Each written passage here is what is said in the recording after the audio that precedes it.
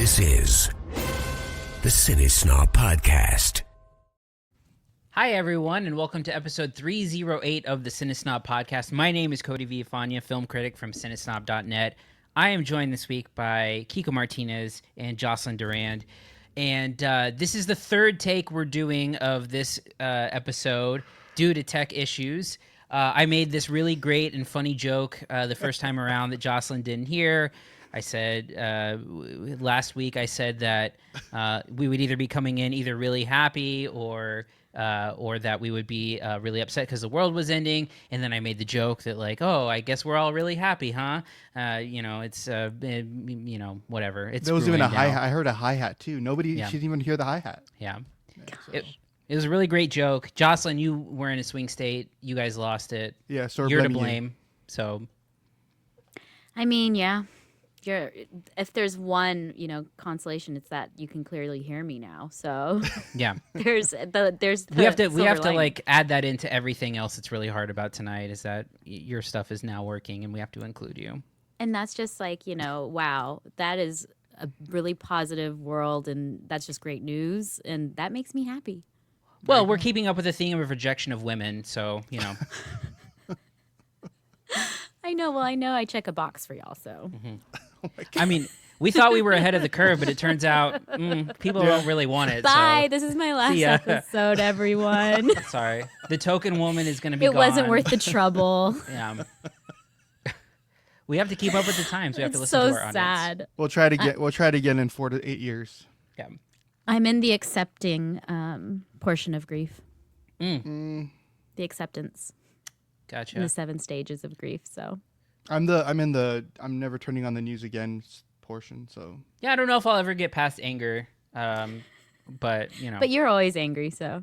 That's true. That was just. He was like 5 minutes ago. He was very frustrated. Yeah. Mostly at the woman again. So again, common theme we're having. But the show must go on and we have a show to do and we have a lot of great stuff to get to. Believe us, it's going to be the best show we've ever done for sure. But the greatest, the best. Yeah, the greatest. You've never seen a show like this. The other shows are losers. Like this is it. Yeah, absolutely. So, before we get into the movies this week, I have some business to attend to, which is to talk about Austin Film Festival. I was at Austin Film Festival a couple weeks ago, and I wanted to provide a little bit of a field report from the festival.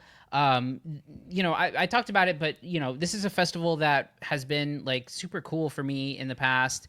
It's the first festival I ever went to as a critic.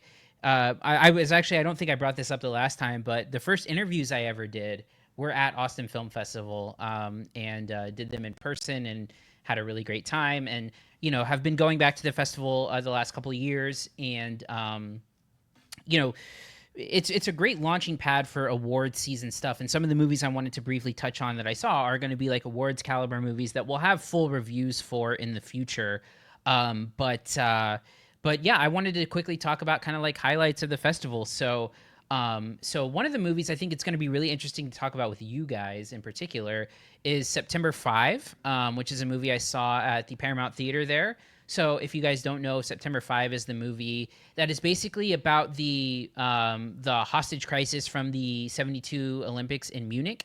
And basically the whole framing device behind it is that it is basically told from the perspective of the ABC Sports crew who basically broadcasted the hostage situation to the world on television. And so the majority of the movie takes place in like a control room of a news station where they are basically kind of like mapping out what's going on and how to coordinate telling the story and what news to break and what to show, the TV audience. And I think a couple of journalists like yourself will find the movie pretty interesting, especially Jocelyn, who worked in TV. And I think that'll be a really thing to talk about, a really good thing to talk about. I think it's a movie where it's really solid, and I think one thing that it has a lot going for it is its ensemble cast. Really great performances from John Magaro and Peter Sarsgaard in particular. I'm and really it's not Sorkin-y, because I mean Newsroom is like the really only thing I can think of that gives you a kind of glimpse into that sort of decision-making time. Yeah, I mean, the thing about the newsroom, which it's a good thing our old pal is not here because we both have the same opinions on the newsroom, which is that it has this very sort of like, it knows better than everyone because it has, the gift of hindsight. And so it plays this like holier than thou attitude towards, TV journalism and what to run with, and they make all the right choices where everyone else made the wrong ones. So it doesn't really have that element of it because it is telling like a true story about what happened. But no, it's not super newsroomy. I think it's a little bit more. I mean, I hope historically accurate and interesting. So that movie I look forward to talking about further. Another movie I saw was The Brutalist, the movie directed by Brady Corbett, a movie that has been gaining a lot of traction amongst film types for its like big return to like epic American cinema. This movie is 3 hours and 35 minutes, plus it has a 15-minute intermission, so it's teetering on about 4 hours long. I watched it in 35 millimeter at the Paramount, it's not what I expected. It's very much like a smaller scale story about immigrants who flee from Europe and come to America and basically try to build themselves out. So Adrian Brody plays an architect who comes to America separate from his wife and his niece, and yeah, I mean, I think there's a good chance that Adrian Brody might win another Oscar for this movie. He's really, really great in it, and it's yeah. I mean, I think it has this problem where.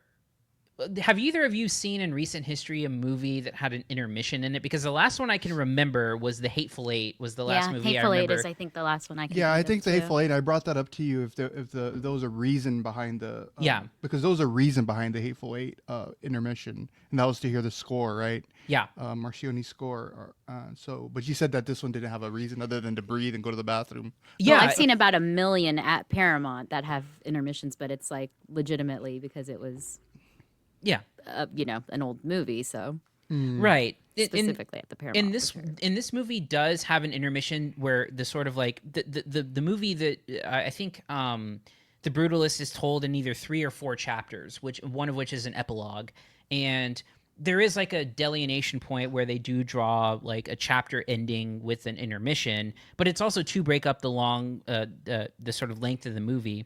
The problem is that the first half of the movie leading up to the intermission is like so much better than the second half of the movie, and it kind of like I kind of want to see the movie again all the way through to see if I can feel the difference between those two things, because I watched the first half of the movie and then I think I texted Kiko and I was like, hey, this is one of the best things I've seen the year so far. I wonder if it can keep it up, and I don't think it did in that regard. And I do wonder if like the intermission wasn't there, would I have noticed as much or something like that, which, I think one thing that Kiko, you and I talk about all the time is like festival blinders and trying to find a way to like remove the bias from being at a festival and going through that experience and seeing it for what it is. And I'm curious to see the way that movie looks outside of the blinders. Well, the big question now is what did you do during the intermission? That's what I want to know. I mean, we all went to the bathroom. like that's... I thought you knew something, Kiko. I'm like, wait, what did he do? Well, if it threw him off so much, I'm wondering, like, oh my God, what happened to you during those 15 minutes? Gee whiz. What happened in the bathroom, actually, Cody? Yeah. Okay, the baby changing table was out. Let's, Yeah. That's a cocaine joke. Okay. They don't have baby changing tables in men's bathrooms. Yes, guys. they do. Come on. Yes, they do. They absolutely do. I'm just being facetious. You haven't been in a men's bathroom? Actually, I have. Yeah, at the Aztec Theater in San Antonio. If the line is too long, I will run into the men's bathroom. And There's only like 2 stalls in there, though. And they're always open. Like all the men are at the urinals. So I actually met a girl on Instagram who I'm still friends with because we both were in the men's bathroom. We were like, hey. Awesome. Wow. Yeah. All right. There's that. Well, there is that. So those were probably the two best movies I saw. I still like. I mean, I said that the second half of The Brutalist wasn't as good as the first half, and I think that's true. I do think it was really still a really great movie, and those September 5 and Brutalist were the two best movies I saw. And then there's stuff that was kind of like middle ground. So one movie was Night Bitch, the movie Marielle Heller directed movie starring Amy Adams, a movie that played at the Austin Film Festival as well. I won't say too much about this one. Kiko, I know you've seen this movie as well up until this point. And part of me really wants to be able to talk about this movie about like the trials and tribulations of being a mother with Kiko and just kind of leave Jocelyn out of it. And You're such a jerk. Yeah, I think we said that we're gonna end up mansplaining you motherhood when we actually review this movie. But literally, I guess we will. I feel so left out that y'all saw it. I was like, "Can you FaceTime me, Cody?" Yeah, no. Sorry, we can't do that. But we will save. I guess we can wait for you to give your input on it. Oh well, thank you. I mean, I think we could cover it safely, especially me who has no children could probably really get the nuances of it without the bias of it. I'll say this. I'll say this. I real don't quick. think you can. I'll say this real quick that I told Cody afterwards because we both liked it fine. I mean, it's a good movie. We didn't love it, but I told him that it's going to really resonate more, of course, with the women. I think that especially mothers.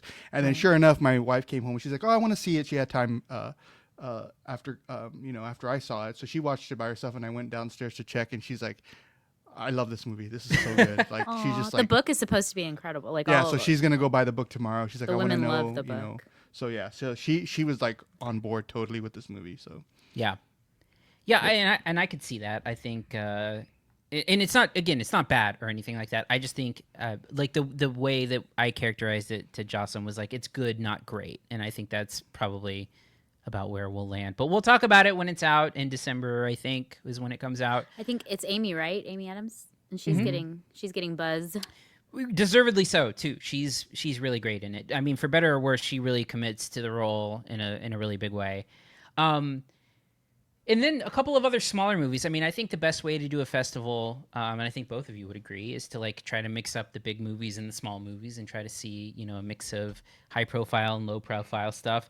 I saw a couple of movies that stood out to me that I think were good, but not like amazing or anything like that. Where there's one movie called I Hate Myself and Want to Die, which was a dark comedy starring Mike Castle, comedian who... basically it's about a guy who like starts off the movie like trying to kill himself and gets like sidetracked by a bunch of different things and then has to go on some errands that day because he's pulled in by his family and ends up like through these errands deciding to maybe question whether or not he's going to kill himself. And there's some really funny stuff in the movie. I really like when movies have like really good comedic sensibilities that don't feel like super generic or like low-hanging fruit. And this movie has like some smart comedic stuff in it. Don't know that it works 100% of the time, but I do appreciate like the darkness of the humor. And I think the relationships that form within it are really strong. I don't know if either of you know who Andre Hyland is, but he's like a comedic actor who I think is really good in the movie in a very small part. And then I saw this movie that was interesting called Smiles and Kisses You. And it's a movie about it's a documentary about this guy who basically like he develops a romantic relationship with a sex doll, and it's basically sort of like Lars and the Real Girl-esque. But the interesting like thing that's different about it is that he uses an AI like a Siri kind of AI like app. And the personality of the sex doll is in his AI, and then the physical form is in the sex doll. So he's like having this relationship with this AI, and the sex doll is sort of like the physical representation of that. So it's like her and Lars and the Real Girl had a baby. Yes. And made Yes, why didn't exactly. why didn't you just implant the right into the thing? Well, he bought a cheap sex doll.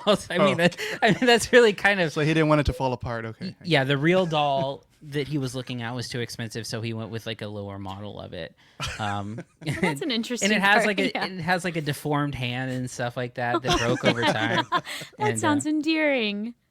So that's the thing, Jocelyn, is that like there are parts of it that are endearing, but there's like this like weird psychological twist where like he had like formed a relationship with a girl that he knew, that he worked with, and she died in a very traumatic way.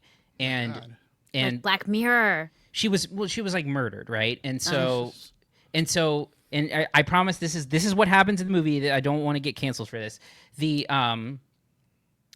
girl that he was like had a crush on and everything was Asian, right?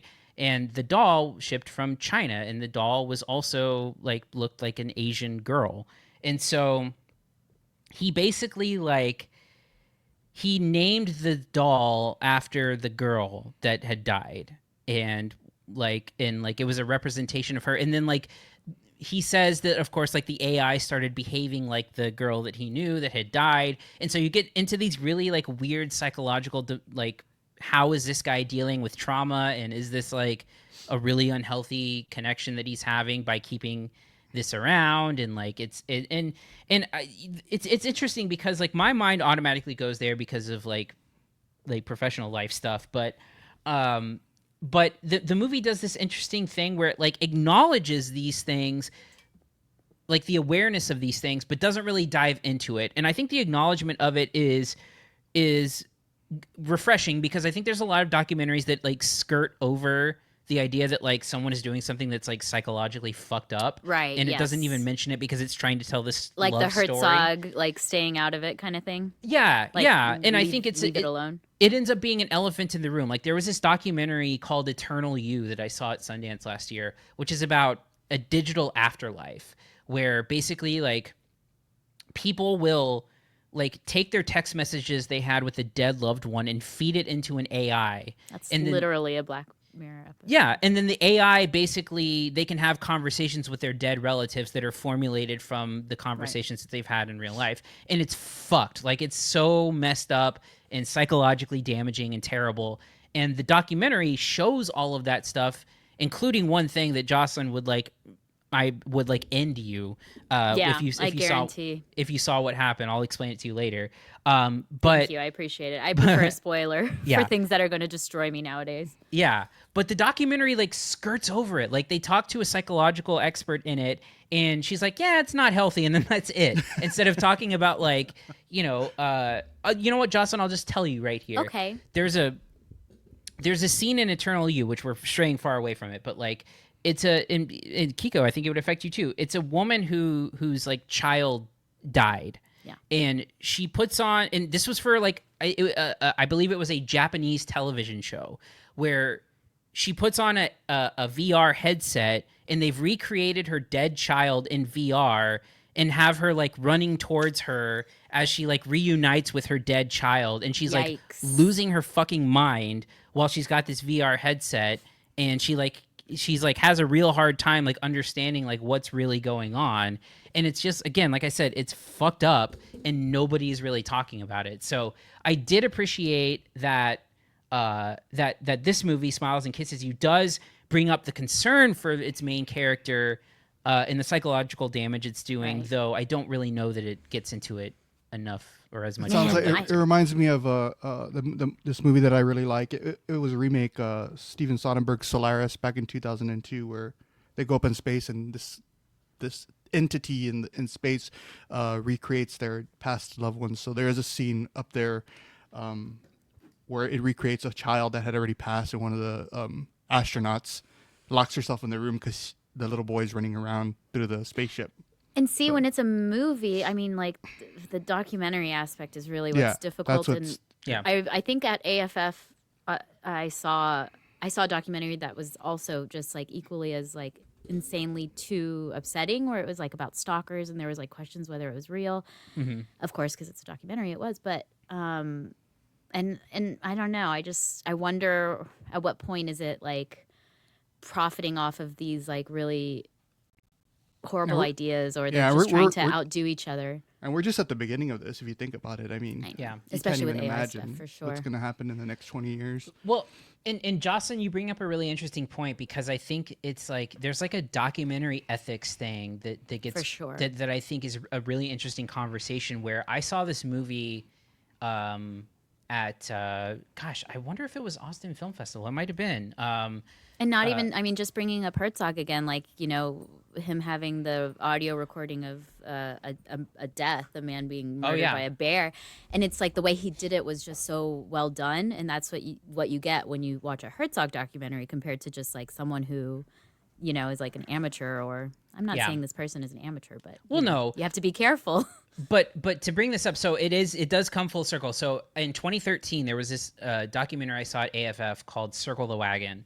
And it was basically a documentary about Volkswagen buses and basically culture around Volkswagen buses. And so this guy bought a VW bus and tried to drive it across the country from where he bought it from to LA.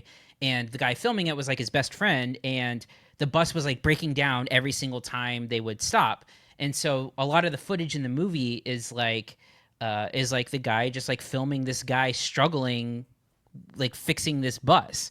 And I asked him about that. I interviewed him at Austin Film Festival and asked him about that. It's like, well, what is it like for you as a filmmaker to like watch your friend struggling, but like holding the camera up because you're getting good footage out of it?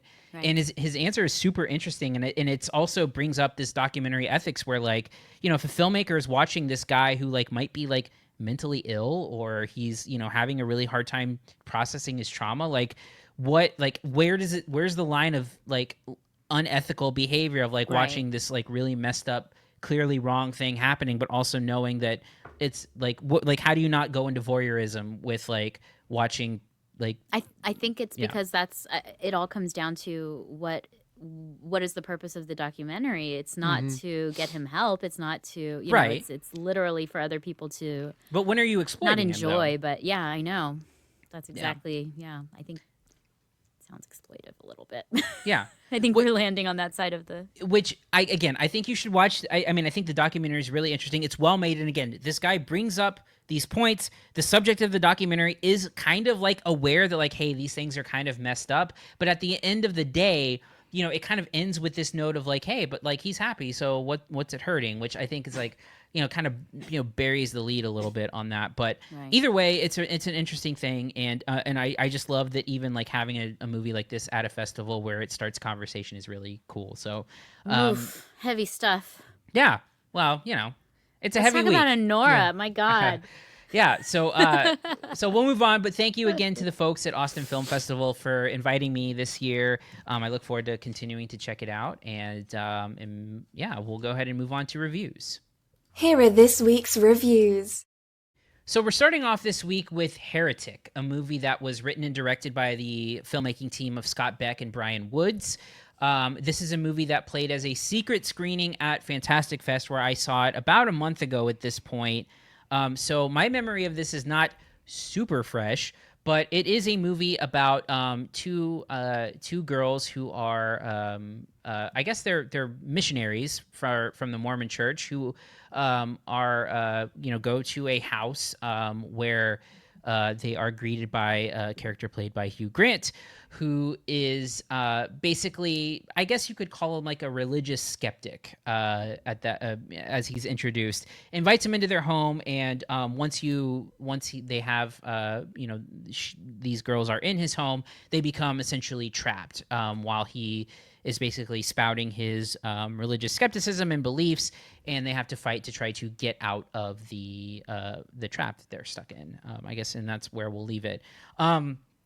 Like I said, this movie isn't the most fresh thing, so I'll leave it to you guys to talk a little bit more about it. But, it's a movie where I feel like it's very front-loaded in terms of my feelings and opinions on it, where, not to get into the weeds on this stuff, but I am not a religious person. And so I think that any movie that kind of like calls into question organized religion and things like that are like inherently interesting to hear like the debates about it. And I think early on, there's a lot of really interesting, thought-provoking dialogue coming from Hugh Grant's side of things, and talking a little bit about religion in general. There's a scene in the movie that I mentioned to Jocelyn beforehand that talks about a song, and it's like interpolation of how it got to to be another version of another song and how that relates to religion. And I like when that stuff was going on, I was totally on board. I was like, okay, this stuff is super interesting. I love the complexities of discussing a religion and like its meaning and place in life, mixed in with these characters who are like very like clearly like devoted to what they believe in, and like the juxtaposition that happens there. It really helps having Hugh Grant, who is essentially, in these last several years become a guy who's not afraid to be a weirdo, and I think plays the part well here. When I really started first noticing was the Guy Ritchie movie The Gentleman, where he plays a complete weirdo, and he's fucking great in that movie. And I really like this turn that he's come from just like a guy known for romantic comedies into like being able to do these more character-y kind of like weirdo roles. The problem I think happens when the movie starts to take a shift in the second half of it, where it becomes less about this sort of like religious exploration and more into kind of like more generic, like we've seen it 1,000 times, kind of like survivalist horror movies, where it starts to like amp up the gore. It starts to amp up, again, like I said, some of the generic beats that we may have seen a bunch of different times in these types of movies. And it ends up for me just being kind of average as a result of that second half. I wish that it did keep up its explorations, but this reminded me a lot of like Speak No Evil, which is a movie that like there's a great setup for it. It's really complex. It's really interesting. And then it kind of settles and devolves into something that's kind of like generic, normal, nothing special. That being said, I do think that it does succeed on the weight of the first half of the movie, though I think that like my intrigue starts to really decline after the first half. But Jocelyn, why don't you tell us a little bit more about what you thought about Heretic? Yeah, well, I think just jumping off, I believe it was sold as a different movie. Like from what I saw and was excited to see, it was going to lean much more heavier into what you were talking about as far as like the aspects of like religion and what it means and having to make decisions, which I thought was really interesting. And up until I think that point in the movie, it was doing a great job at it. And yes, 100%. Like the I would say, I guess it's like the third act. It really is disappointing. But I really just enjoyed watching Hugh be Hugh, and like you said, like this creepy weirdo guy, because he is just, you can tell, having a great time, and he's so good at it, and he's so charming, and he's just he's exactly the type of a person that could get away with something like this, because he's likable and just doing whatever, like you just Like wanna disarming. like the guy, yeah. And so that I think that brought it up a few notches. Also, I think the performances from the two actresses were also very strong, especially the Barnes character. She reminded me of Anya Taylor-Joy in Split. I remember Sophie watching. Thatcher is the director, Yes, or and the she's actress. and she's in Yellow Jackets. I just saw as well, and she's also great in that. So I think she really has that quality that Anya Taylor-Joy did, where you're just like, she's very charismatic on the screen and just like she like holds her own in all the scenes with her and Hugh. So yeah, I would have loved to see a lot more of that, of them kind of almost like they're intelligent competing, and instead of where it went. Yeah. Yeah. Kiko, your thoughts? Yeah. After I got out of the theater, I was like, I really want to go back in and watch it again, but with sitting next to a Mormon. I think that would be just so fun. A Mormon person that's very open, I think, because in this, it just kind of, it totally attacks. And I guess it didn't necessarily have to be a couple of Mormon girls that go. It could have been really anything, any type of religion that came. But I guess they're the only religion that really goes door to door, other than maybe Jehovah's. Jehovah's Witnesses. So anyway, I think it makes for a very good debate. I think would make this type of movie, and it is for the first half of it. I think I'm on board with both of y'all. I'm like Cody. I'm not a religious person at all. So to see a debate about it, and kind of a debate that's really one-sided when you think about it. I mean, Hugh Grant's character has so many very thoughtful points, and the girls are just, at this point, they're so scared of where things are going that they can't even really get sentences out to try to defend their religion. So those kind of gotcha moments really hit pretty well for me in terms of trying to make it sound like what their belief system is completely wrong.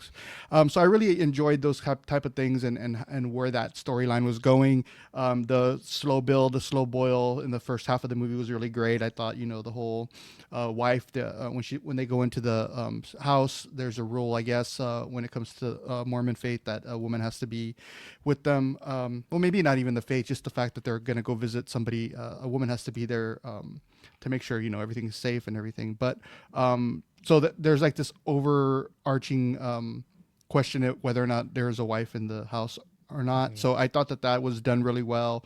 But yeah, I think up to the point where they have to make their final decision, from that point on, with these two doors that they have to decide to choose, from that point on, it went off the rails for me. But up to that point, I was really intrigued. I was captured by the story. I was captured by Hugh Grant's crazy performance here. It was very subtle. Nothing when it comes to horror movies. It wasn't like an all-out type of horror. What you would consider a overdone horror performance, but it's a really subtle thing. He has just eyes. He's not the handsome British actor. I mean, I guess he's still handsome if you think about it, but not the handsome British actor that we all grew up watching. Yeah.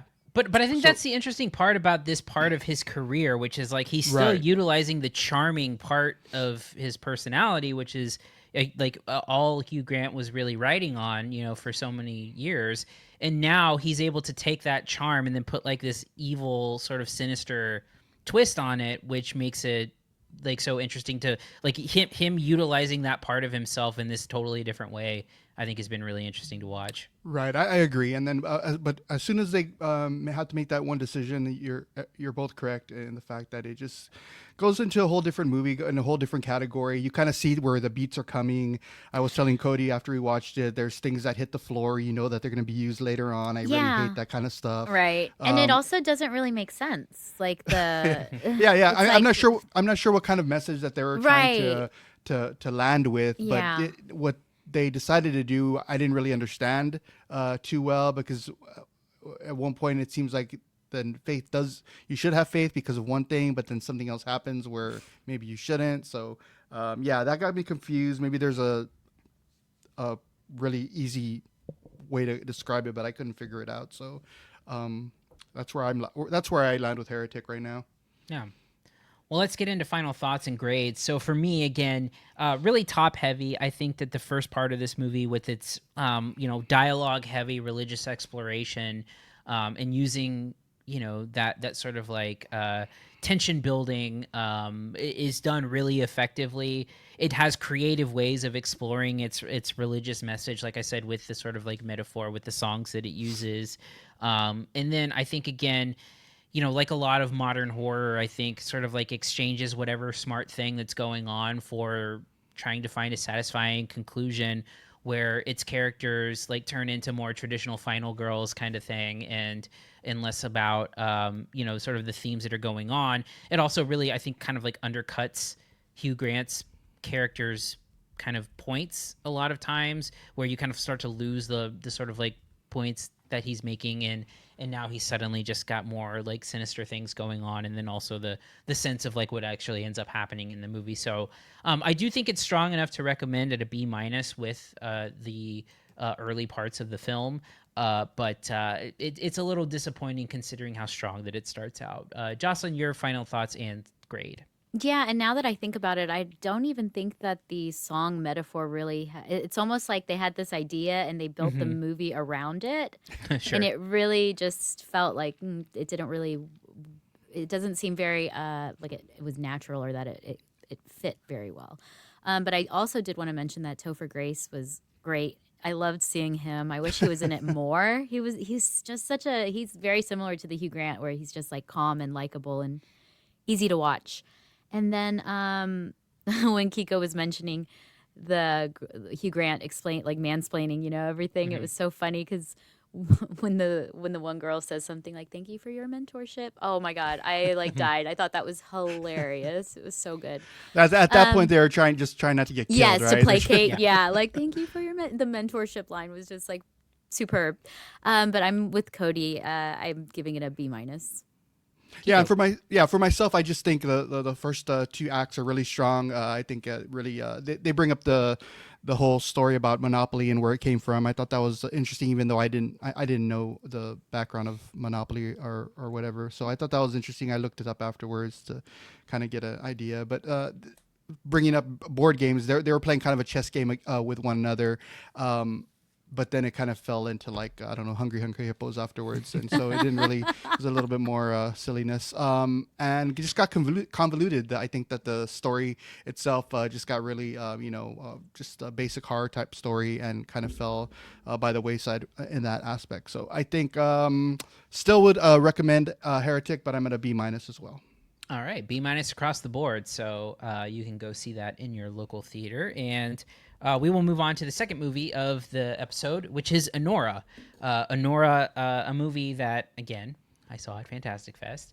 But it is written and directed by Sean Baker, who I think probably most notably wrote and directed The Florida Project, which was, I think, probably his most successful movie to date. Though I think Red Rocket is also really good. And I didn't love Tangerine, but I know a lot of people really like Tangerine. So the movie is basically about a girl who is like a dancer who ends up meeting a young Russian guy, and after spending a time in their club, he ends up kind of like asking her to be exclusive with her for an amount of money. And that eventually ends up leading to like a green card marriage where they get married so that he can stay in America from his like overbearing Russian parents. And after their marriage and like a torrid kind of like honeymoon phase, his parents find out about this marriage and want it completely dissolved. And the young Russian kid escapes, and it's up to the woman Anora and some other like henchmen types to track him down so that they can get this marriage annulled. The movie is super interesting because I think it is able to juggle a bunch of things really well in terms of its tone, where I think that like early on it establishes this sort of like lavish party lifestyle where I would argue it may spend a little bit too much of its time in this sort of like party atmosphere where, it's just, Anora and Vanya, the character that she marries, sort of just like enjoying like lavish parties and super expensive stuff going on. And like kind of really selling that part of it. But then you have this like a third into the movie, these characters show up that are basically representing his father. And they are like Armenian characters, like a boss, like a henchman, and then like a Russian guy. And those three people basically come in and basically take Anora and go searching around New York to try to track him down. And that's, I think, when the movie like really comes alive, where it's these three like completely bumbling idiots, like idiot mobster guys, trying to track down this guy, and Anora, who is played by Mikey Madsen, who is really phenomenal in the movie, just sort of being an antagonist during this entire journey for them. And the movie is surprising in its tone again, because I think these like the whole middle chunk of the movie from when they show up until kind of like the end is like complete like slapstick borderline slapstick comedy where again, like I said, it's these bumbling mobby guys who clearly don't know what they're doing, finding themselves into deeper and deeper trouble. There's a lot of like really funny non sequitur one-liners. There's a guy who like gets his nose broken early on in the movie, who is like kind of like feeding really funny one-liners throughout the movie, and then the leader, the boss, I think, is also really funny in those parts. And I think the antagonistic relationship between all of them, really works and makes for like some laugh out loud funny moments during the sort of like kind of like wild goose chase, as we called it, of the middle chunk of the movie, where they go searching for him. But the really interesting and complex piece of this is that, through the course of the middle of the movie, and especially in the end, this third sort of like quiet Russian guy, played in the movie by an actor. I will get his name right now. Character's name is Igor. It's played by a guy named Yura Borisov. Starts to sort of like be the only person in the film that is empathetic towards Anora, the main character. And he kind of like, it's this really well done thing by Sean Baker to kind of like let him quietly into the movie and then eventually become like the emotional center of the movie, where he is the sort of person who is like, again, the only person in this entire movie looking out for her aside from herself. And I think by the end of it, having that emotional relationship form between the two of them, even as antagonistic as it is at parts, like really carries the movie home, kind of leading up to a really fantastic final scene. Thematically, I think the movie is really interesting as it talks about, this character who is a sex worker and basically the way that she uses, her sexuality and her body for certain things, and, finally finds something that after keeping her guard up, it seems real to her and feels real to her, and then ends up being just another person, using her. And the way that it kind of goes about and explores those themes, I think, are really interesting and nuanced and smart. And I just think this movie's a lot of fun. I think that I'm surprised at how fun it is, because I think the middle chunk of the movie is really funny. Again, the guy who plays the Russian kid, I think, is also really funny early on, and just his kind of like careless attitude towards things, who I think eventually we end up seeing like what is really behind that. But really great performance by Mikey Madison in the movie, who I think is like a shoe-in for an Oscar nomination here, if not a win. I just feel like it's a really well balanced movie where it is laugh out loud funny, but also like super profound and powerful by the end of it, with a really interesting relationship that kind of comes from out of nowhere. You can see the breadcrumbs spread throughout, and then suddenly this character becomes front and center in a way that I think is like really well executed. But Kiko, what were your thoughts on Anora?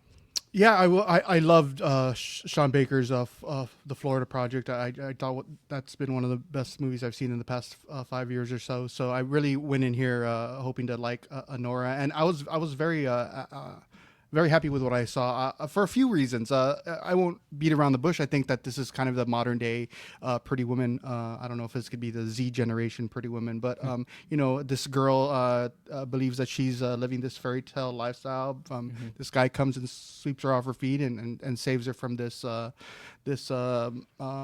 that she doesn't want to be a part of anymore.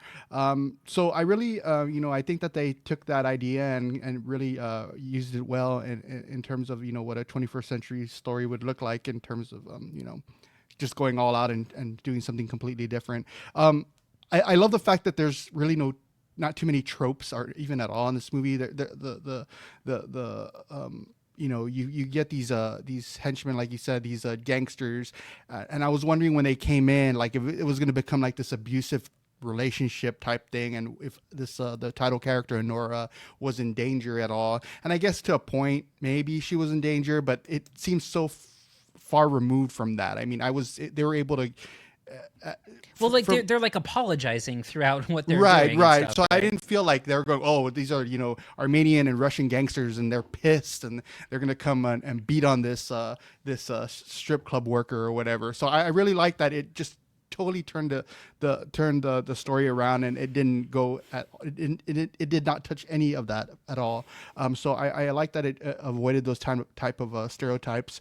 I thought the dialogue was very raw and realistic. Mikey Madsen just does a phenomenal job. I haven't seen her in too much, have I? Other than the Scream movies, and then she was in Once Upon a Time in Hollywood at the end, which she gives a pretty great performance. Which, by the way, Once a Time in Hollywood, in terms of like the casting of like crazy young actors in that movie, that movie has like her, Austin Butler, isn't like Sydney Was she Sweeney a part of the Manson clan? Yeah, she was one of the Manson killers. Okay. She gets it the worst, I think, actually, at the end.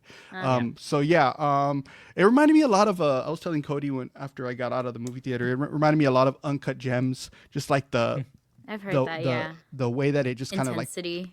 there was an intensity, but there's not like I didn't feel like Anxiety. scared. It was more Right. like the humor replaced the idea that something was going to go completely wrong, and it could have Right. still happened, right? There, I mean, Uncut Gems was just like aggravatingly nerve wracking, and this one, it was just it just started, it just went for it, right, and it just didn't stop. The tone and the tempo just was very, very consistent throughout the whole thing, and I thought that it did a really good job. And some of the funniest things I thought about the movie as it's playing along is the when they go back, or when they're in the strip club, the dynamics of the dancers. I thought those things are hilarious. I mean, I'm not going to lie to you and say I've never been to a strip club. It's been a few decades, but I think that like that's just this whole world that not anybody has ever really looked at, like behind the scenes type of thing. So I really like the way that there was just these two girls that were fighting, and the way that kind of plays out.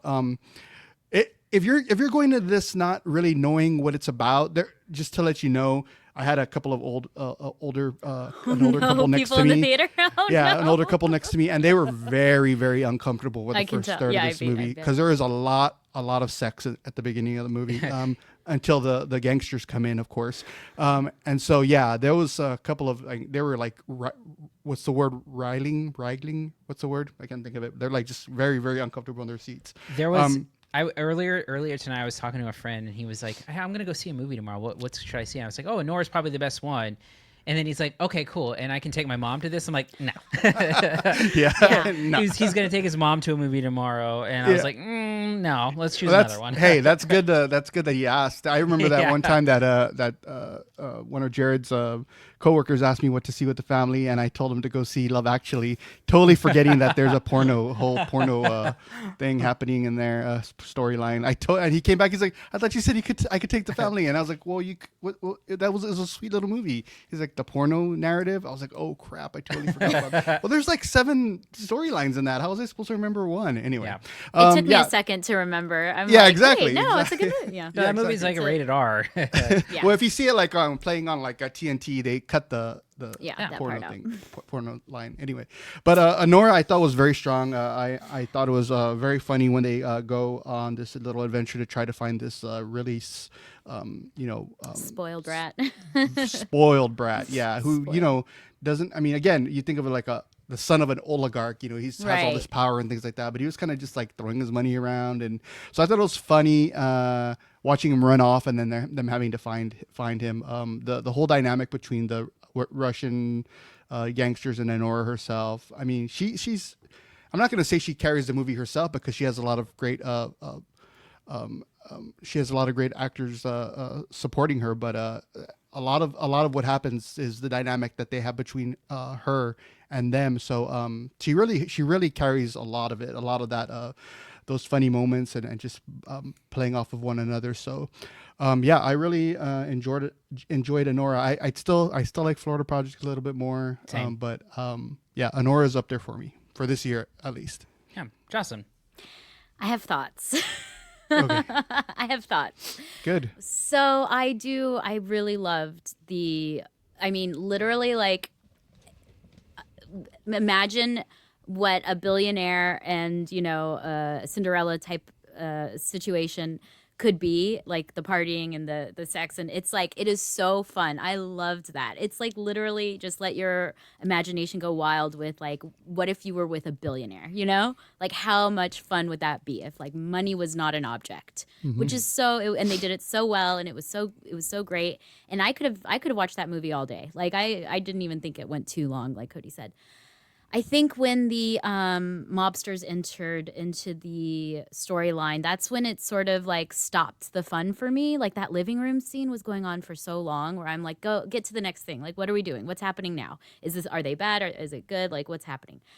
And then, they were just, it was too silly. Like, the silly things really took me out of the story. I thought it wasn't funny. Like, everyone was laughing, and I'm like, I don't think that's funny. I don't know. I'm sorry. I don't know why. I guess because it's just like, it seemed silly. And so that was really bothering me. another thing that was bothering me was Anora was a very unlikable person. She's like an entitled, because I told Cody, I was like, I left my 2 spoiled children to come watch 2 spoiled children. And he's like, which others spoiled? And I'm like, Anora, she's like this entitled person who just like for no reason thinks she's like deserving of things and just mean. She's so mean. And so I really can't say it's like a Pretty Woman scenario, because it's like, you know, they say stripper with a heart of gold. It's like a stripper with a heart of black. Like, she is just mean. She's rude, which I know, I will say by the end of the movie, I understand why. And the ending scene was like, I had tears. Like I told Cody, there is a reason, but still, like, to watch 2 hours of this girl who is just like saying terrible things and really just feels super entitled was just like hard for me. I think part of the meanness to her is because she it's a sees defense that mechanism. Yeah, Of everything's course, gonna and I get learned that later. pulled away from her, right? So she's trying to For sure. survive, and I Right, think- like a animal with its back in the corner kind of Right, thing. right. But Yeah, still, I she's think also running around in that mink, the Russian mink, and like looking down on the mobsters, like being like, well, this is more expensive than mink. It's like, bitch, you just got that. Like, he literally just gave it to you. Do you know what I mean? But you're just wearing raccoon. On the stripper pole. Like literally, you were like just in raccoon like But yesterday. I do think that there's interesting things throughout the movie about like themes of like power, where there are scenes in which she has the power, and then there's scenes where the power gets like swept out of the rug from underneath her. It's a brilliantly done movie, because there's Yeah. even like there's even moments when you think back with her and Vonnie where she is playing a character like Vonnie, Yeah. like she Sure. lays on that Brooklyn accent thick, and then when she's with Igor, the most romantic storyline, like I have goosebumps. I loved it. I told Cody, I was like, I want to see this movie. Like, why aren't they doing this And movie? then it happened. And then it became that movie, and I was just like, oh my god, and then the end scene when Igor surprised her with something, there was a surprise, and it harkened back to Vonnie when he surprised her, quote unquote, and they got married or whatever, and it was like a legitimate person that cared for her, you know, surprising her with something. And it was just like this beautiful thing that they built the whole time. Like the way that they like sewed that in, I was just like super on board with. Didn't love the stripper fight club scene. I was like, come on, we're better than this. Oh yeah, women are like pulling each other's hairs. Like, what is it? Extensions are gonna be like coming out. I was not happy with that. And I also did not like that the mother was considered like some bitch. It's like, no, she's an adult who's coming into the situation and finally taking control of it. And she's like seen as like this terrible mother. It's like, no, he doesn't hate her. If the spoiled brat hates his mom, it's probably because she's like, what the hell are you doing, you idiot? Like, go to bed, wake up, get a job. Like, yeah, oh, it's terrible mother. Just wants her, you know, billionaire son to be a good guy. Anyway, last thing I will say is also I thought the mobster stuff was unrealistic, because I'm like, I was promised Russian mobsters. Like when they were like breaking the glass, I was like, yes, more of this. Like they are supposed to be taking care of business. So you wanted them to backhand her. That's what you're saying. No, and I that's what I love about this movie. And Sean Baker did an excellent job. You're right. I definitely don't want to see that. I just thought and he did. There's a moment in Florida Project where it's like a very huge moment of reality, and it's like a violent act that like literally comes out of almost nowhere. Mm-hmm. And I was waiting for something to be like to get us back down to reality. I kept waiting for him to do something that was just like, oh, by the way, this isn't some dumb.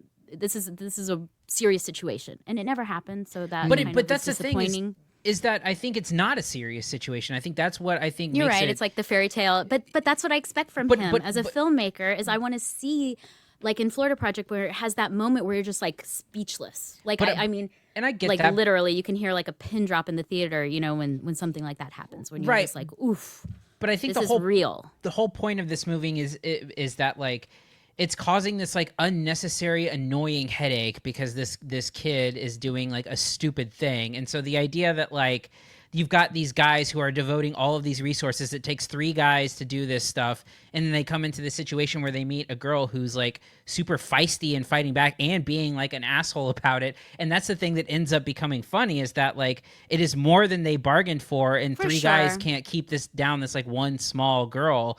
And that's, I think, the thing that trips it up. Like, I think the thing about it is, like you said, it was silly, which I agree, it is silly, and I think they're that's like what makes Russian it mobsters fun. and they don't have a gun. Like, come on, like what?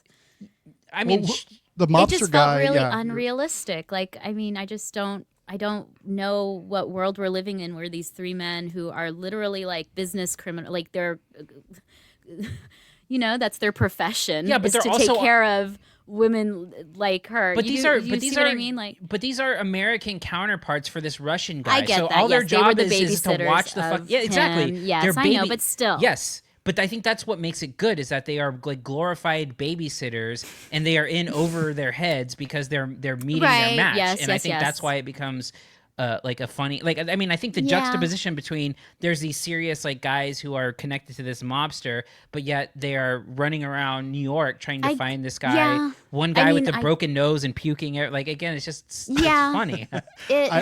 I like the fact that Jocelyn brought up the mother, because I didn't even think about that aspect of it. And but you're right. Like, as a parent, I'd want to come in and just take control of the situation. And I think Yeah. she did exactly what she needed to do as a mom.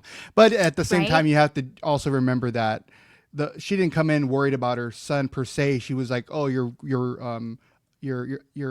hurting the family's name, because those probably Yeah, like, but I mean, the father, you don't think the father felt the same way? And then why was he getting to like laugh at the situation? Like, it was like I know that very, Kiko- that's like misogynistic a little bit. Like all the women were like, what the father at the end when he yeah, laughed at like, the, he's a billionaire oligarch, but he's just like, he finds this funny. Like, no, I feel like that would be that not unrealistic. Again, I'm not going to say that one more time, but I just think that's out. It just seemed out of character for that type of a situation, in my opinion. But all that to say, I really love the movie. I mean, and the fact that we can have these conversations is what's so interesting about these movies, because it's like, man, it was so good for being like almost perfect for me, but there was just certain things that I wasn't super on board with. It's interesting because you like the first half more than the second half, and Cody and I are flipped on that, where we like the second half more. Well, than the and first. I'm not gonna say the first half is better than what eventually happens in the Right. second half, because Right. that is like literally, I mean, like Yeah, and I'm not saying that I could the most beautiful thing Right. I've seen in movies in a while. It was just so lovely. What I'm not saying that I happens. knew what was going to happen at the end, but it was kind of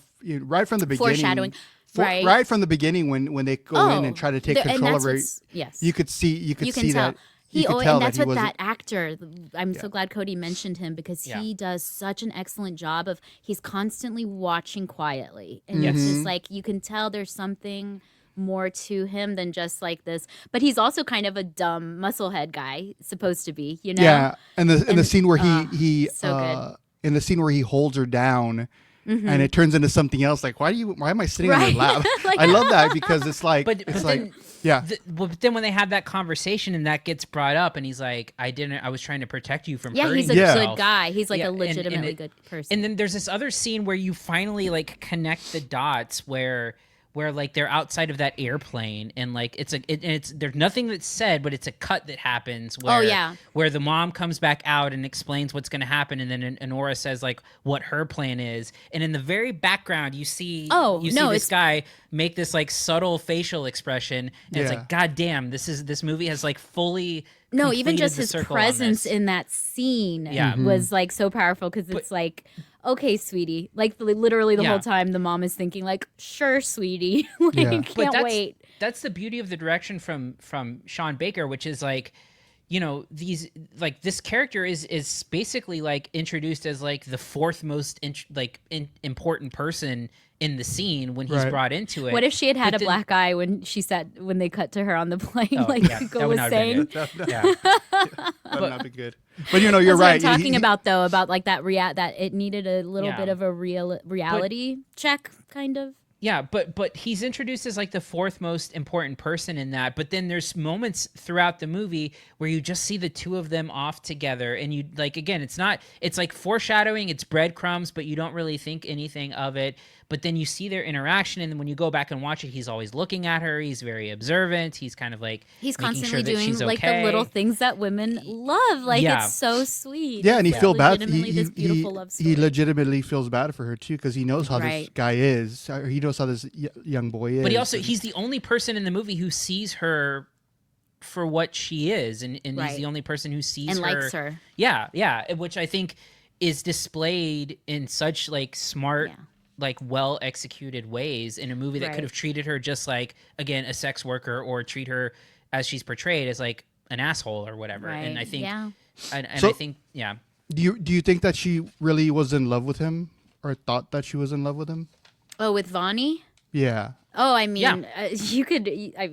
It's not bad to be lavished with, But she thinks- like $3 million ring. But and- see, I think Yeah. it's different, because I don't know that it's necessarily about love as much as it is that she feels like she can let her guard down. well, and he was good to part her, of it. Vonnie. Like he wasn't an asshole, until later in the movie. Like he treated her well. He listened to her.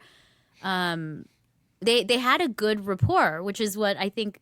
That's why the movie is done so well, because it's not like he's just some spoiled brat to her in the beginning. He seems crazy a little bit, of course, but you see that he treats her well, that he listens to her, that they have jokes, like they have like funny little moments together. Mm-hmm. Yeah. Like I it was definitely like you could see them falling in love. Like that's why it was so fun, because it was just like, imagine meeting a guy and then all of a sudden he's like a billionaire and you're just like falling in love and having the most amazing time ever. Yeah. Oh, I'd fall in love. I'd definitely fall in Yeah, love with tell him. me, what do you think? Kiko? but like I said, I do think it's more a little bit about her letting her guard down too, because again, when he proposes like, let's get married, she's like, don't mess with me like this, because Right. clearly like there's a part of her that like Of wants course. this to be real. And I think that's the thing, is that she lets her guard down and believes that it's real, when like, throughout this movie, this whole thing is that she's a hustler, right? She's in control of all of these different situations. She's like naming the price. She gives him a higher price than what she would have taken, like when they go exclusive. And so she finally like lets Yeah, that even in her down. work, she's like, until you give me a Yeah. 401k and Exactly. Yeah, no, she's a very she's and that- smart. She's a street smart person. Like she's Yeah, and No that's dummy. that's what makes, when the hammer drops here and the realistic part set in, like make it so powerful, because like she finally she let all of that down, and then it ends up being like another example of someone else, kind of taking advantage. So again, like I think it's just super smart. So anyway, let's go ahead and transition into final thoughts and grades. I flat out, it's one of the best movies of the year so far. The combination of tone, I think, fits really well. I think the performance from Mikey Madsen is really great. I think one of the most unsung performances of the year is going to end up being Yura Borisov as Igor in the movie, where the idea that he can play like early on in the movie, play so subtle that you don't really notice him, and then eventually become the emotional center of a movie, is just like fantastic, subtle acting, where I really hope that it's represented in an Oscar nomination for him, because I think it would be super well deserved. That being said, I do think it could like lose a little bit of fat on the front side of the movie, where I think it makes its point quick enough. And I think that your tolerance for like annoying things might kind of get to you, where it does have that uncut gems of like that scene that Jocelyn's talking about that she thinks goes on too long is like chaos. I mean, it's like people screaming for like 10, 15 minutes straight, and people may find that a little bit off-putting. I thought it was funny, but I'm giving it a B+. Again, one of the better movies of the year so far, and I will go to Kiko. Yeah, I agree. I think that this will be up for Best Picture without a doubt. You brought up the name Igor or Igor, and it reminds me of one of the scenes where they're talking about what their names mean, and he's like, my name is Warrior, and she's like, no, you're just a hunchback or something like that. So I was mean. I think I laughed out loud. But yeah, the meanness, I see the meanness. She is a mean girl, but I think that some of the things that she says are pretty endearing at points. But I think that just overall the dialogue I thought was really spot on. I've never hung out with the Russian oligarchs and their henchmen, but I'm assuming that it is. And I really like the fact that they really stray away from all the tropes and stereotypes that could have been in this film about a stripper marrying a really this kid in Las Vegas. It feels very seedy. It sounds very seedy, but it's very endearing at the end. So I'm going to go ahead and follow suit and give this a B+ as well. Jocelyn. Wow.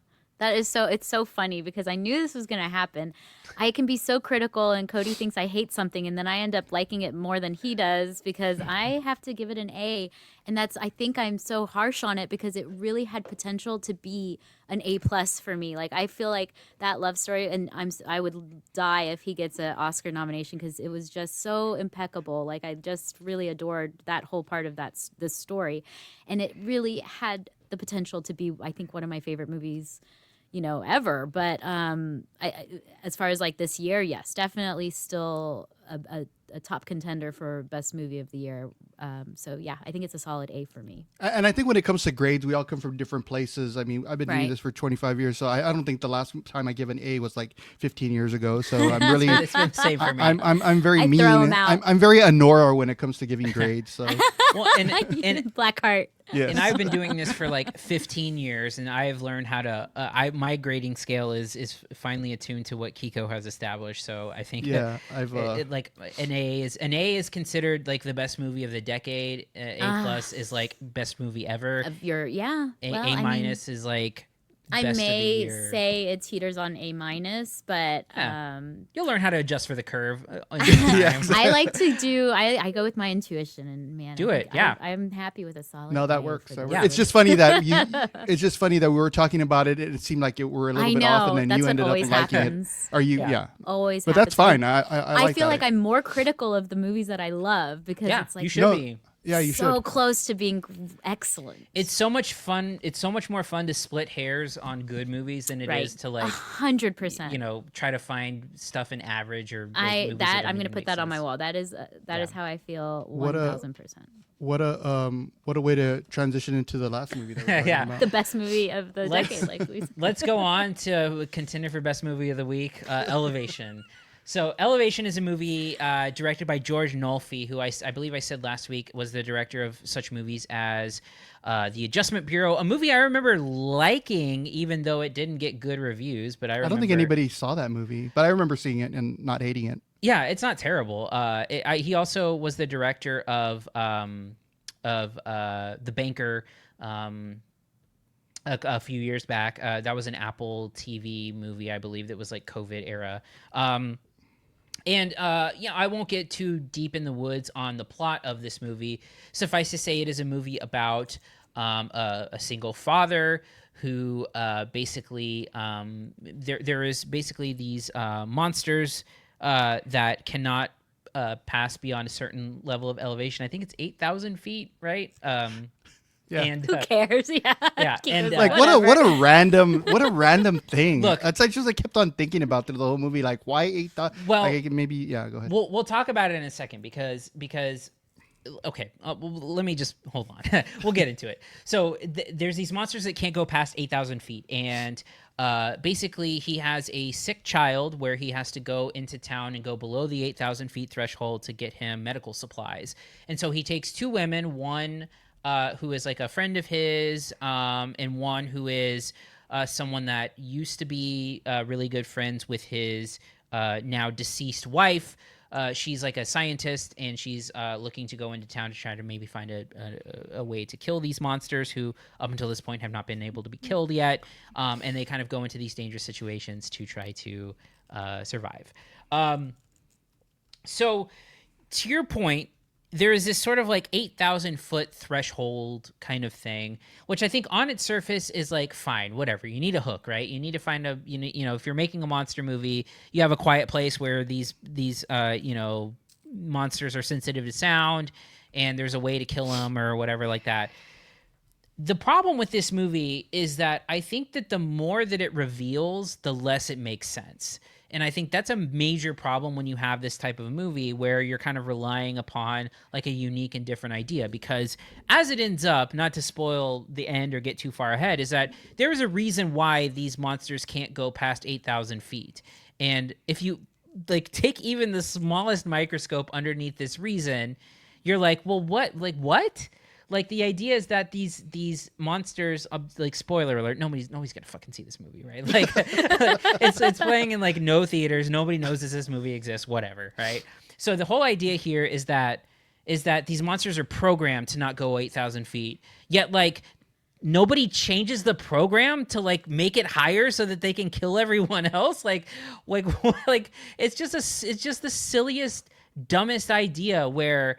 Well, at the beginning, they said they crawled out of a sinkhole, too. Right. So it's like, who was programming down in the sinkhole? Like, was it... Right. You know? That doesn't... I don't know. Yeah, and it's just this whole thing that, like, the whole idea was, like, to make the thing 8,000 feet so that they could bring them up, and then more people would die when they are at, like, higher altitudes and stuff. But why not make it 10,000 or 12,000 feet or the top of a mountain? Like, it's such a weird, like, restrictive thing that just makes no fucking sense the more that you think about it. I think in execution, the movie itself is fine. I think the creature design, which I think in these movies, you have to look at the creature design and see, like, are they scary? Are they cool? What is it like? I think the creature design is fine with these things. I think that, the performances, so I didn't mention the actors, but main actor is played by Anthony Mackie. The two women that he plays alongside are Maddie Hassan, who is the younger girl, and then Morena Baccarin, who is the other woman who is sort of like the hardened woman. I think Morena Baccarin is fine in this part. I don't hate her in this role. I think she's a really interesting actress, and I think that she's the only one in the movie who has like a real arc in it. And I think she does her part well. I like the sort of like hard-nosed, edged kind of performance. I think the movie has a few moments throughout that are like legitimately filled with tension. There's a movie where they go into like a mine or whatever that I think has some intensity to it. And I think the ending, with the sort of like resolution that we have is also not terrible. But at this point, I'm talking about like finding like diamonds in a mound of shit. So the movie is just not it's not great, but it's not unwatchable. Like, this is a movie that will maybe like live on TBS or something like that, where I could see you. It's a quick 90 minutes. Like it's like literally like 90 minutes long. It manages to drag at parts, even though it is 90 minutes. But it's just nonsense, right? It's one of those things where, like I said, the second you look at it under a microscope, it sort of crumbles a little bit. That being said, it's not unwatchable. It's not the worst thing. It's not even close to the worst thing that we've seen or covered on here. It's just not great. Jocelyn, your thoughts on Elevation? Yeah, it sort of felt like they wanted to piggyback on the idea of like the quiet place and like do their own sort of unique take on that, which is ironic because I think the people who wrote Quiet Place they did Heretic, so it's kind of funny that it's like you're right, not this one but that one. Anyway, so it definitely felt like they were just trying to replicate that sort of success with an idea that didn't make any sense and didn't have the script, the acting. I think Anthony Mackie is that his name? Mm-hmm. I thought he was really bad. I thought it was terrible acting. And then the whole, even hearing you describe it and being like, and she's a scientist. It's like, God, come on, like literally, like we've seen this a million times. But it still was quite fun, I will say. It's not, it's not a terrible time. It's just like, it is what it is, and it's fine, and it's nothing to write home about. So. Yeah, average creature feature. Yeah, Kiko, exactly. As much as you just both trashed it, I still think you're giving it way too much leverage or praise. I hated this movie. I do not. I like 90 minutes. A quick 90 minutes was 90 minutes too long for me. Do you remember Asylum? Does Asylum still make movies? Oh, like you're talking about like the low rent, like when Transformers came out, they came out with Transmorphers, things like that. Yeah, that's exactly what I thought this movie was, from the dialogue to the action. I didn't even like the creatures at all. The reason that something about streaming, I'm bringing up streaming now because streaming has overtaken the entertainment industry now, that we don't have the term straight to DVD anymore. You can't really say that anymore. And I wish we did, because that's exactly what I would love to just say, why wasn't this a straight to DVD release? Because that's exactly what this is. I mean, nothing worked here. I mean, it just was silly. It made no sense from a scientific aspect. And the thing that I was cracking up so much in this movie, not for good reasons, but why did they keep shooting the stupid monster? Even though they know that it's doing yeah, nothing. even though they know that there's no They way said that you can it. kill it. Well, they said that like it can slow him down or something. Which it but then doesn't every, at all. No, and It doesn't then slow them every down. scene, it's like Yeah. literally ricocheting off of him. Yeah, exactly. Like So, the but only they're- thing that ever incapacitates him is when you shoot it out of a window of a Yes, hospital. exactly. So if you had enough CO2 or whatever, they blew him up in Yeah. the first time. But every time, and they were doing it with such like, oh, I'm gonna stop them now, and they're like really like Shoot grenade launchers. does concentrating. nothing. You Yeah, should be running. Like just run. yeah, they were really concentrating on that headshot that didn't work. Anyway, Yeah. when it comes to post-apocalyptic horror movies, I thought this was so below average. I can't even I've already forgotten it. Once it ended, that's it. I Yeah. cleared it from my mind. Control Alt Delete. That's it. Yeah. Did not like this movie one bit. Yeah. And I don't think we have to go any further. We'll Yeah. go ahead and get to summarization. Like I said, I think that you can do a lot worse. I think this movie's watchable. I think that there are a few like cool things about it. I don't think the acting is all that bad. Morena Baccarin, I think, is like, again, decent in the movie. But again, it's very generic and it doesn't make a whole lot of sense at all ever at any point during it. It's a C for me. Again, not the worst thing I've ever seen, competently made, just not very good. Jocelyn, your final thoughts and score. Yeah, I didn't. I mean, like I said, I didn't hate it. I thought it was like fine and it was kind of entertaining. I guess I don't watch these movies as often, so it's kind of like, oh, this is like I just always assume that they're going to be bad. These types of movies with like the monsters and like the idea. So I'm like, oh, that wasn't terrible. Bye Kiko. And I'm going to give it a C. All right. So C's for me and Jocelyn. Kiko has removed himself from the podcast here, so we're gonna see if. Look, I think we can probably assume. I think he's gonna give it like an F. Okay. Let's play a game while we wait for him to get Oh, back. that's a great idea. I think he's gonna give it a D plus. What do you think? Okay, I would say D. Okay. Like solid. Kiko is back. So now, Kiko, after you have kicked yourself out, we were Sorry. predicting what you would give it. The monsters came after me. They heard about my review. I didn't have a gun to shoot at them guys. I'm You're sorry below about 8,000 that. feet. I'm Oh no! I'm below 8,000 feet. Yeah. I would agree with you that you could do a lot worse than this, which is why I'm not giving it an F. I'm giving this a solid D. Jocelyn got it. I said D plus. I guessed. Yeah. Very cool. All right, so a couple C's and a D, and we will go ahead and take that as an opportunity to preview next week. So that's going to do it for this week. So next week, we have a few things here. On Netflix, we have Amelia Perez, the sort of crime musical movie that is coming out that Kiko and I have already seen, and Jocelyn will be watching on Netflix next week.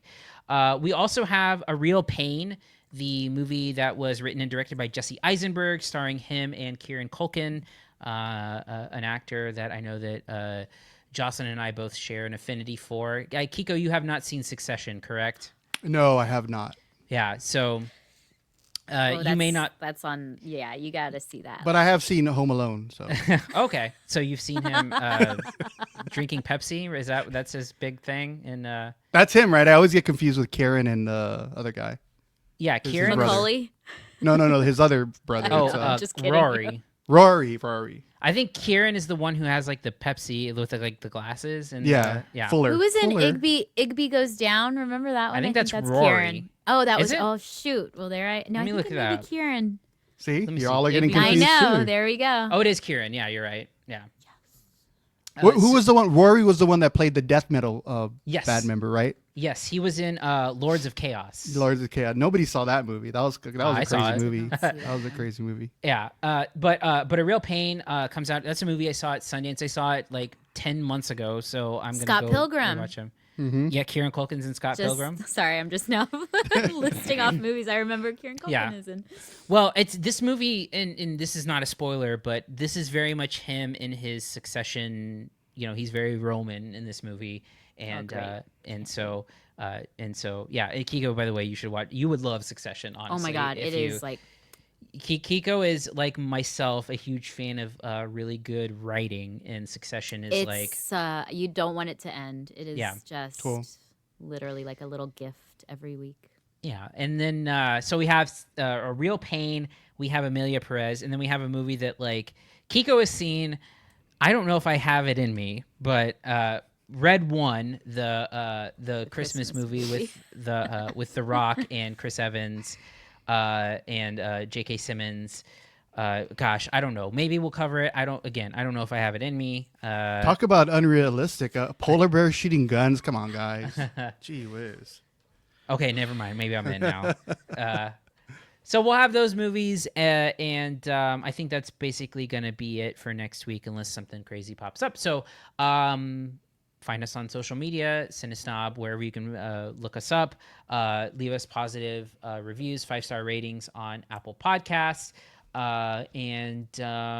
Yeah, we are in the thick of awards season, as I've been saying recently. So, movies that we have coming up that you can look forward to, Gladiator 2 and Wicked are going to be the week after. We've also have Moana 2. I've seen Moana. I thought I hadn't seen it, but I have. We have Y2K, the Kyle Mooney movie. We have The Order, a new movie coming out. So in these next few weeks, we should have some fun stuff. So anything else to add? We're good. All right. Well, that's going to do it. So thanks for listening, and we'll see you next time. Thank you for listening to the CineSnob Podcast. To read reviews, interviews, and more, visit cinesnob.net. See you next week.